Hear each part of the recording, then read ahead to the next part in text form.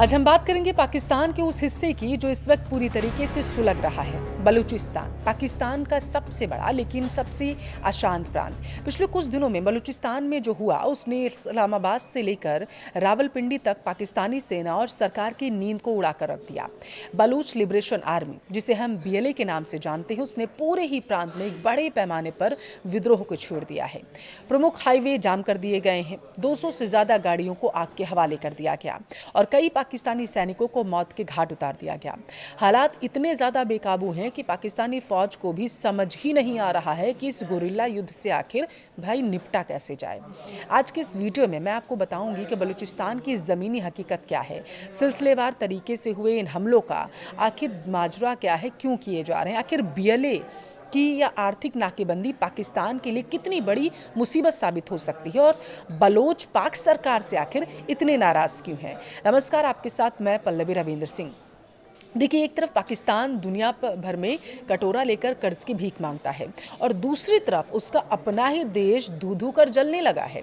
पिछले कुछ घंटों की अगर मैं बात करूं तो बलूचिस्तान के हाईवे पर 200 से ज़्यादा गाड़ियों को आग के हवाले कर दिया गया, पूरी तरीके से निस्तानाबूद कर दिया गया।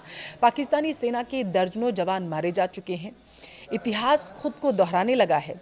अब ये लोग सवाल पूछ रहे हैं, 1971 में जो पूर्वी पाकिस्तान के साथ हुआ, क्या अब वही बलूचिस्तान में होने जा रहा है? आज जो बलूच लिबरेशन आर्मी पाकिस्तानी सेना पर घात लगाकर हमले कर रही है या खनिजों से भरे ट्रकों को जला रही है, वो सिर्फ एक दिन का गुस्सा नहीं है। यह नतीजा है 1948 में बंदूक के दम पर किए गए जबरन कब्जे का। यह नतीजा है 75 सालों तक बलूचिस्तान के सोने, गैस, कोयले की खुली लूट का। जब किसी आवाम को उसके ही घर में गुलाम बना दिया जाए और उनके युवाओं को गायब कर दिया जाए, उनके संसाधन चीन को बेच दिए जाएं, तो जवाब में सिर्फ गोलियां ही चलती हैं। पाकिस्तानी मीडिया और स्थानीय रिपोर्ट्स के मुताबिक बलूचिस्तान इस वक्त एक युद्ध के मैदान में तब्दील हो चुका है। बलूच विद्रोहियों ने पाकिस्तानी सेना, उनके प्रतिष्ठानों और आर्थिक संपत्तियों को निशाना बनाते हुए एक साथ कई हमलों को अंजाम दिया। हाल ही में BLA ने बलूचिस्तान में आर्थिक नाकेबंदी का ऐलान किया। इस ऐलान के तुरंत बाद बलूच लड़ाकों ने प्रांत के कई प्रमुख राजमार्गों को अपने कंट्रोल में ले लिया। स्थानीय बलूचिस्तान पोर्ट की रिपोर्ट बताती है कि इस नाकेबंदी के दौरान 200 से ज़्यादा वाहनों को रोककर आग लगा दी गई। ये कोई आम गाड़ियां नहीं थीं, बल्कि इनमें से ज़्यादातर गाड़ियां बलूचिस्तान के खनिज संसाधनों को निकालकर पंजाब और इसके अलावा अन्य प्रांतों में ले जाने के लिए काम आती थीं। अब सुनिएगा, चगाई ज़िले के नोकचाह इलाके से जो खबर सामने आई वो तो सबसे हैरान करने वाली थी। पाकिस्तानी प्रशासन के लिए एक बड़ा झटका माना गया। यहाँ बलूच लड़ाकों ने खनिजों के परिवहन में शामिल एक पूरे काफिले पर ही ताबड़तोड़ गोलियां बरसाई थीं। इसके बाद उन्होंने गाड़ियों को जब्त किया और उन्हें आग लगा दी। यह सीधा संदेश दिया गया उनकी तरफ से कि इस्लामाबाद को बलूचिस्तान के संसाधनों की लूट अब बर्दाश्त नहीं की जाएगी। BLA का गुस्सा सिर्फ आर्थिक संपत्तियों तक सीमित नहीं रहा है, उनका सीधा निशाना जो रहा पाकिस्तानी सेना और सुरक्षा बल है। चगाई के अलावा एक अन्य बड़ी घटना नोशकी शहर के पास हुई है।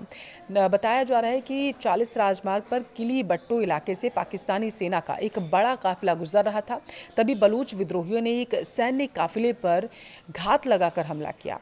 इस भीषण हमले में कई पाकिस्तानी सैनिकों के मारे जाने की खबर है।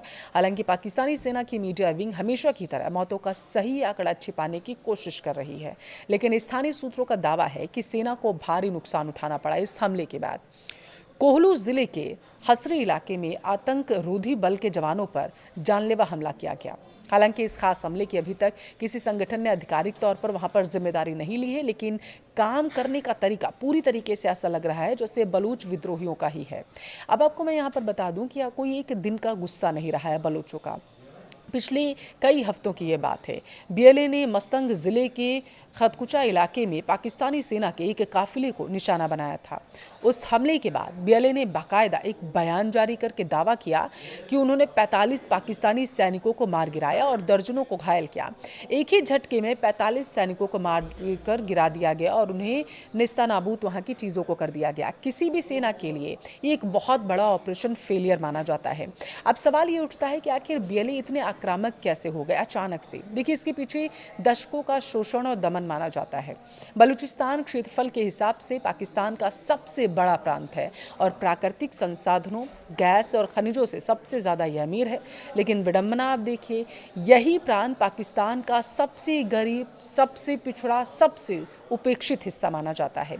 बलूच लोगों का मानना है कि इस्लामाबाद और विदेशी ताकतें, खासकर चीन की, जो अभी CPEC प्रोजेक्ट के ज़रिए जो वहाँ पर किया जा रहा था, उनके संसाधनों को लूटा जा रहा है और वो विदेश भेजा जा रहा है, खासकर चीन भेजा जा रहा। इसके बदले में बलूच आवाम को सिर्फ गरीबी, सैन्य दमन और गायब कर दिए जाने का दर्द मिला है, वो भी सालों से।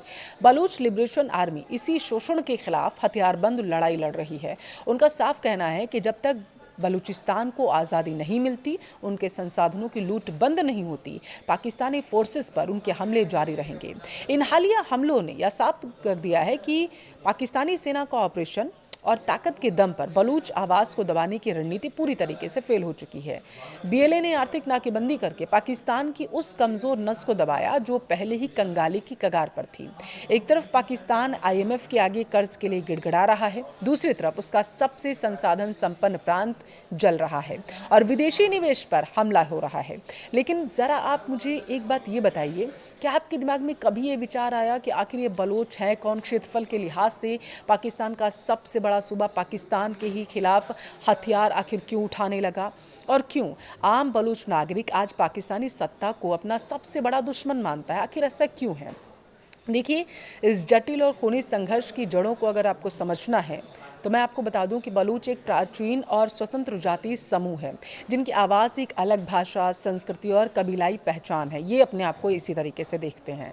भौगोलिक रूप से बलूचिस्तान का इलाका पाकिस्तान, ईरान और अफगानिस्तान के कुछ हिस्सों में बटा हुआ देखा जाता है, लेकिन इसका सबसे बड़ा हिस्सा जो प्राकृतिक संसाधनों से भरा है वह वर्तमान में पाकिस्तान में है। विवाद की असली जड़ आपको याद हो तो 1947 में शुरू हुई थी, जब भारत और पाकिस्तान का बंटवारा हुआ था। तब बलूचिस्तान, जिसे तब कॉन्सलेट ऑफ कलात कहा जाता था, एक स्वतंत्र रियासत हुआ करती थी।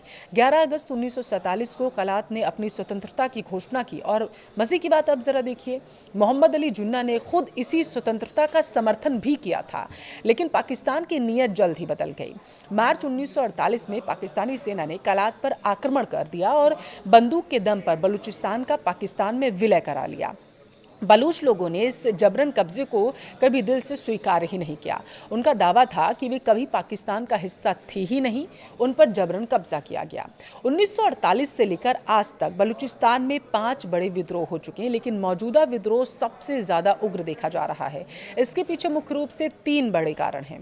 पहला कारण संसाधनों की खुली लूट। बलूचिस्तान में सोना, तांबा, कोयला और प्राकृतिक गैस के अकूत भंडार हैं। पाकिस्तान की 40% गैस यहीं से आती है।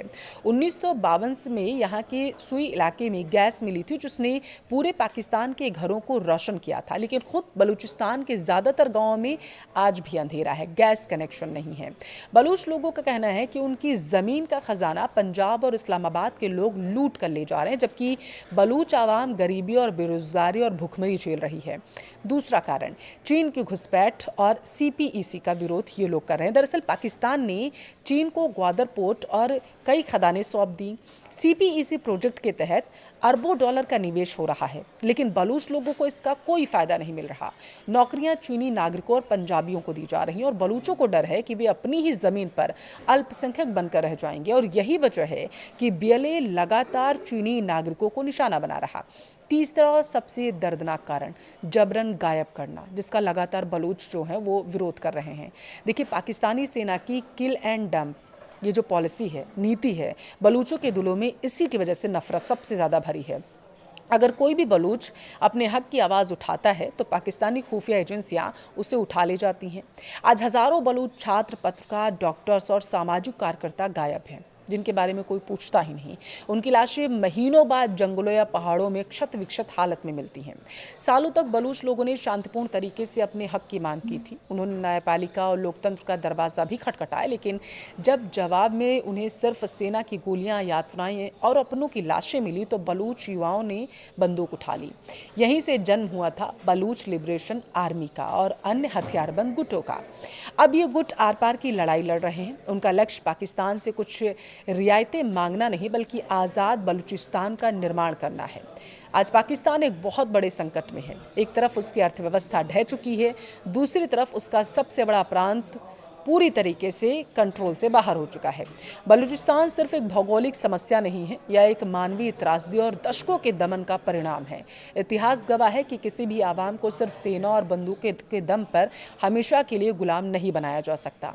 पाकिस्तान ने 1971 में बांग्लादेश के रूप में इसकी कीमत भी चुकाई थी और आज बलूचिस्तान में भी वही हालात बनते हुए नजर आ रहे हैं। हाईवे का बंद होना, 200 से ज़्यादा कमर्शियल गाड़ियों का जलना, सेना के दर्जनों जवानों की मौत, ये सिर्फ एक प्रांत की कानून व्यवस्था का मसला नहीं रह गया है, बल्कि यह पाकिस्तान के वजूद और उसकी नीतियों पर एक बहुत बड़ा सवालिया निशान है। आने वाले दिनों में ये देखना दिलचस्प होगा कि पाकिस्तानी सेना इस गोरिल्ला युद्ध का जवाब आखिर कैसे देती है और क्या बलूचिस्तान में शांति का कोई राजनीतिक रास्ता भी निकल पाएगा। ये आग पाकिस्तान को और गहराई तक झुलसा देगी। फिलहाल बलूचिस्तान के हालात पर आपकी क्या राय है, मुझे कमेंट में ज़रूर बताएं।